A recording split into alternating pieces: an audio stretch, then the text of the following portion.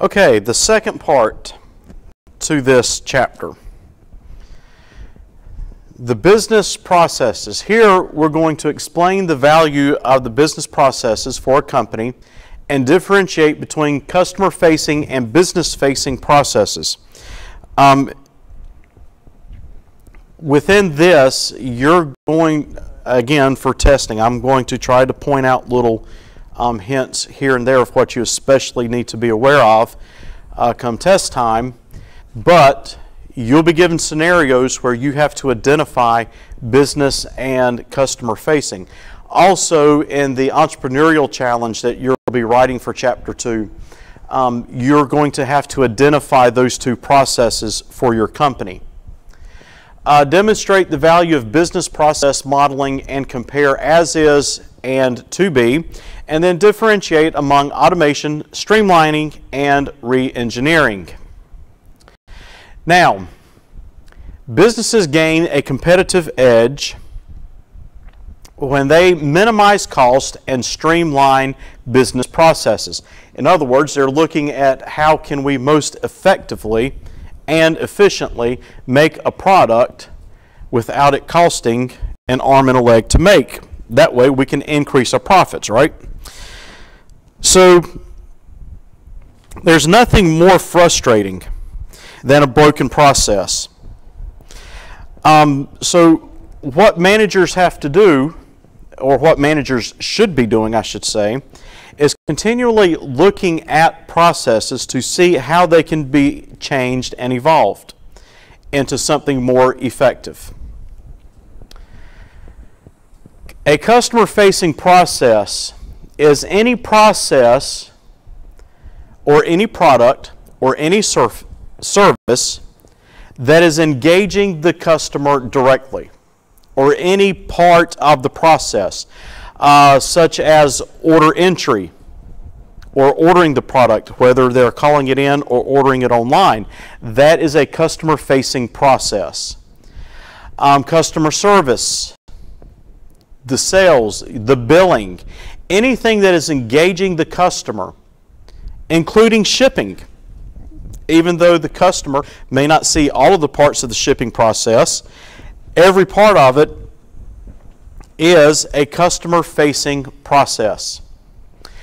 Now, the business-facing are those things that the customer never really sees. Certainly the customer is impacted by it, such as strategic planning and budgeting, and certainly training of the employees, but the customer does not see or interact or it immediately impact them getting their product or service from you.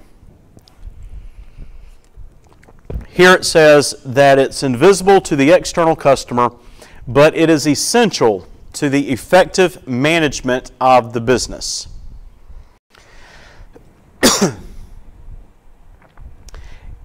Be familiar with these steps to the managing business process. Step 1 kind of originates in marketing.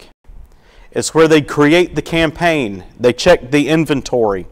The campaign is, okay, we're going to advertise this product, but before you start advertising the product, you need to make sure that you have what you need in inventory to be able to provide it. Step 2, the customer places the order, or the salesperson places the order. It still originates under the umbrella of sales. They notify production, hey, you need to start making these products, and then they start checking the credit of the customer. Now, this is assuming that financing is available. Step 3, they make and manufacture the goods. Step 4, they deliver and bill. And then step 5 is the customer service and the support of the product. This is the order to delivery process. Business process modeling or mapping is the activity of creating, I'm sorry, losing my place.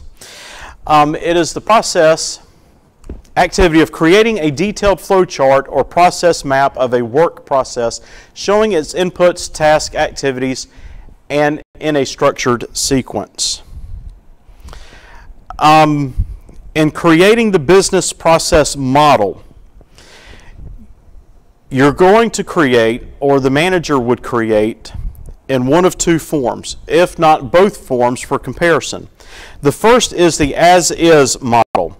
The as-is represents the current state of the operation.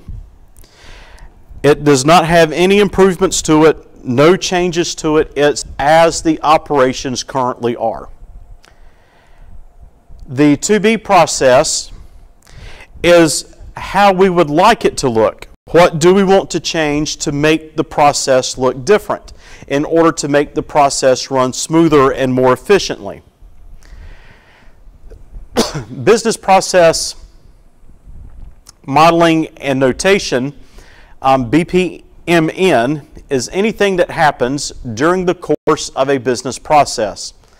These are the symbols that happen throughout the business process. These are the symbols that you would use to flowchart and create the diagram that shows either the as-is or the to-be.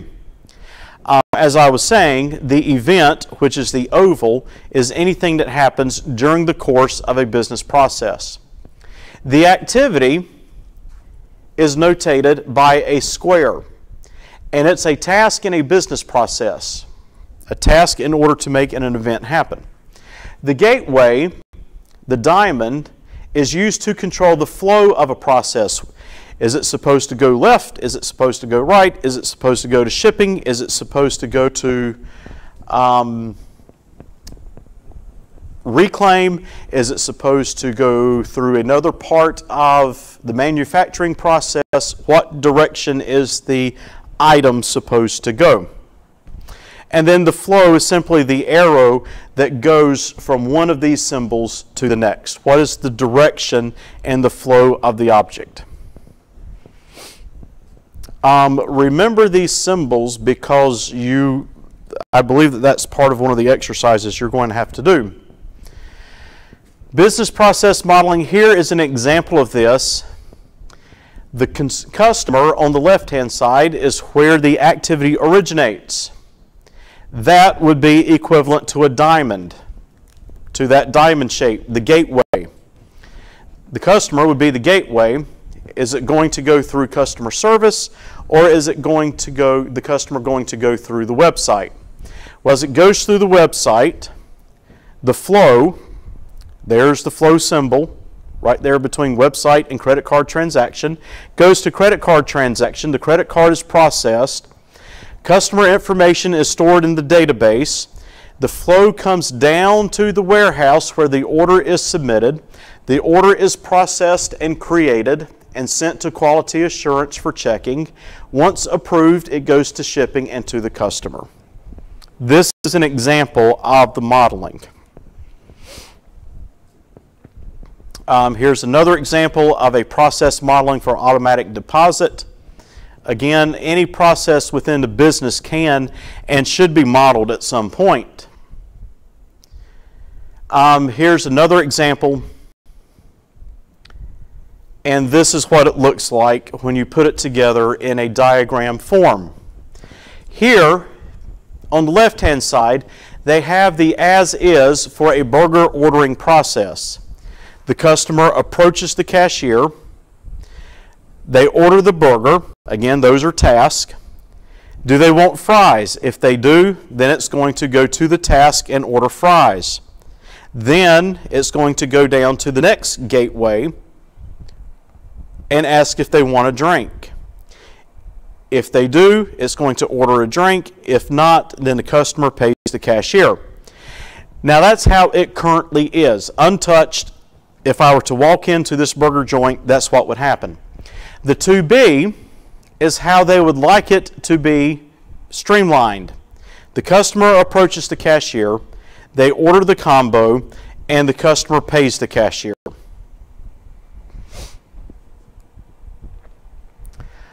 Here they break it down even further.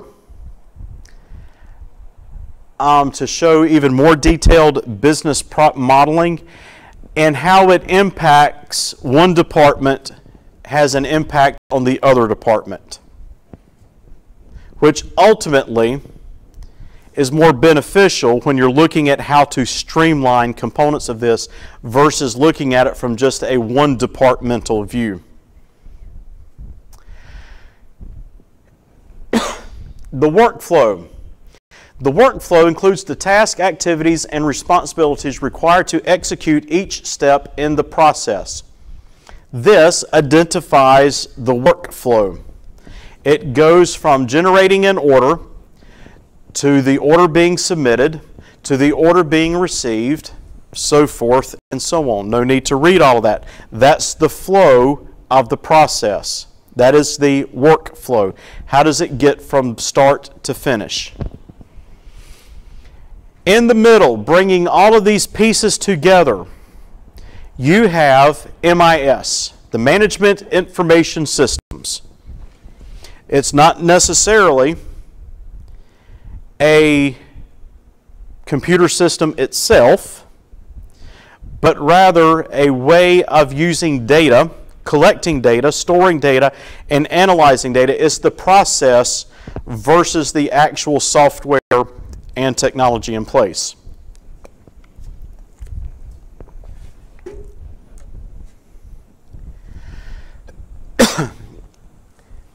Again, these people, the order to delivery, the product realization, customer acquisition, all of those separate components feed into MIS, and MIS provides data back out in order to support the successful completion of those.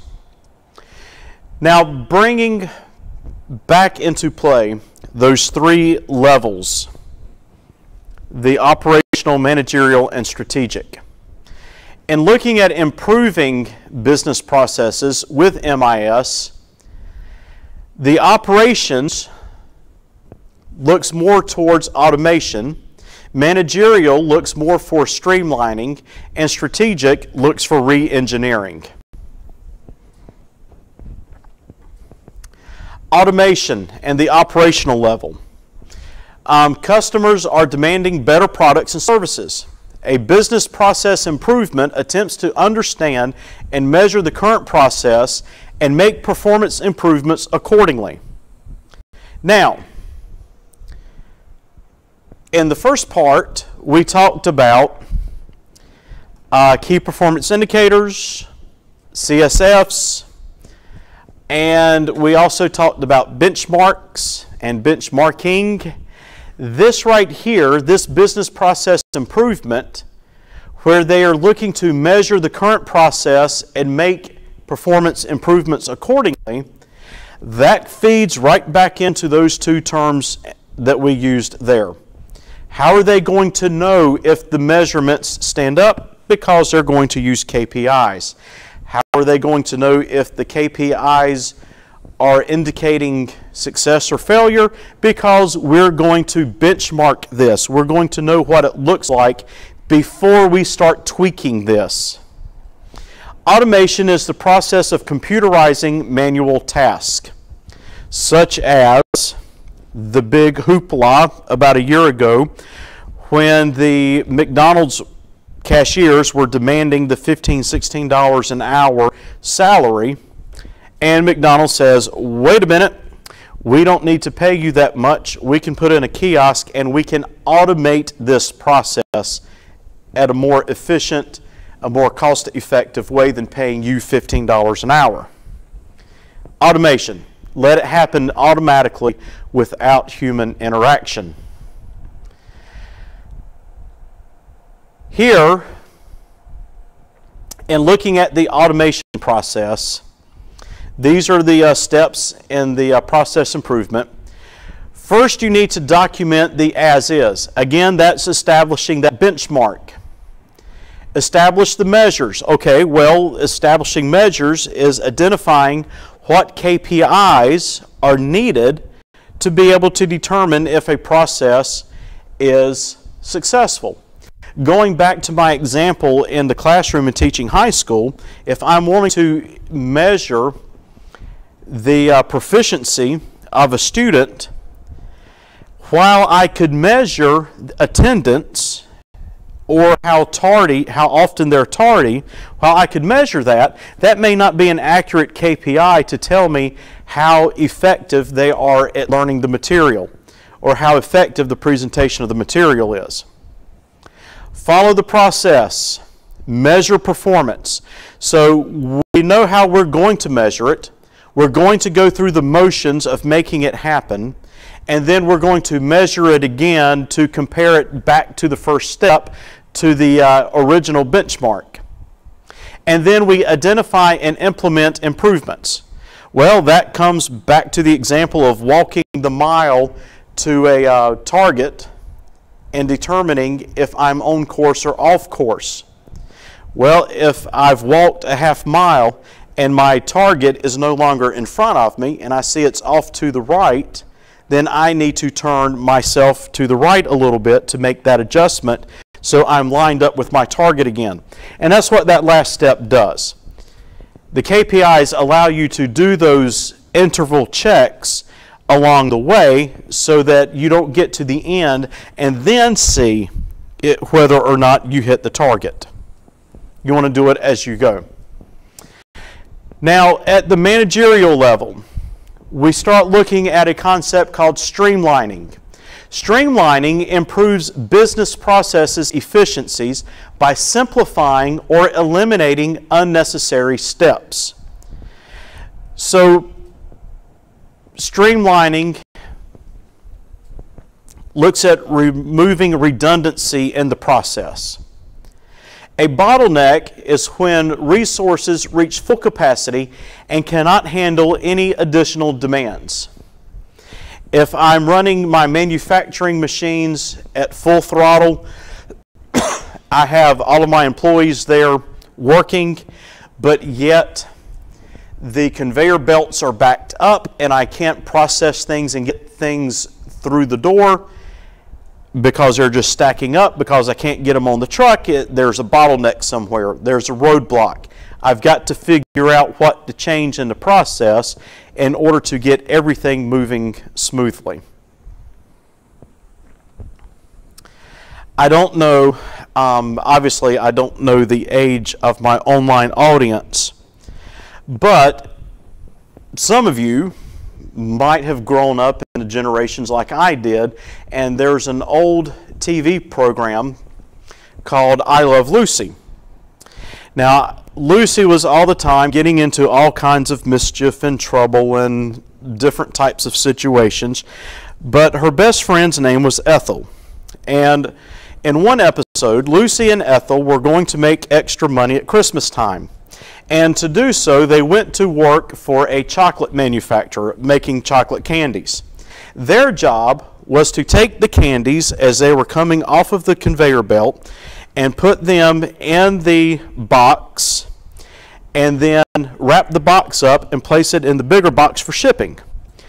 Well, as the machine was running at full capacity, Lucy and Ethel got backed up and they couldn't keep up with the machine because the machine was manufacturing the chocolates too quickly and chocolate was going everywhere. They were eating what they could.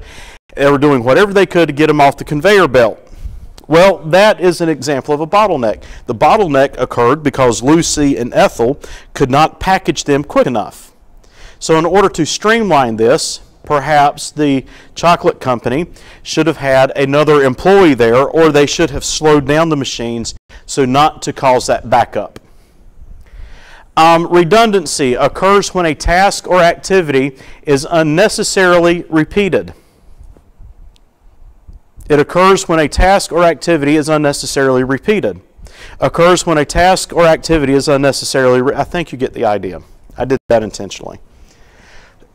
Redundant. How can we remove redundancy? How can we remove the bottlenecks? And automation helps in this. Robotics. There's a part where we'll talk about robotics a little bit. Robotics comes into play with redundant task. especially in manufacturing. BPR, Business Process Reengineering, is the analysis and redesign of workflow within and between enterprises. We set a project scope, we study the competition, what our competition is doing, we create new processes, and then we implement the solution.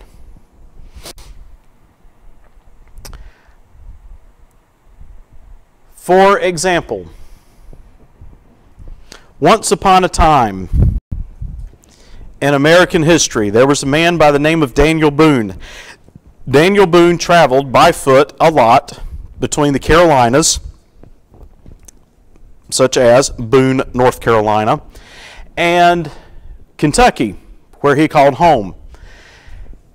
Walking took a lot of time. Well, as things progressed and society progressed, it went from walking to horseback, to horse-drawn carriage, to stagecoaches, to Henry Ford making the first Ford automobile. And then from there, from the automobile to airplanes, and you can see the evolution here of travel.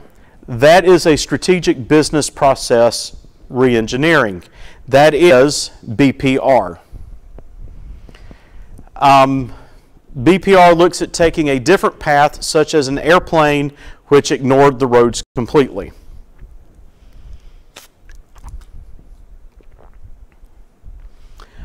Here, Company A claims resolution process. Progressive Insurance, their claims resolution process. Somehow the two need to be able to communicate and talk to each other. And this is how they've re-engineered that process.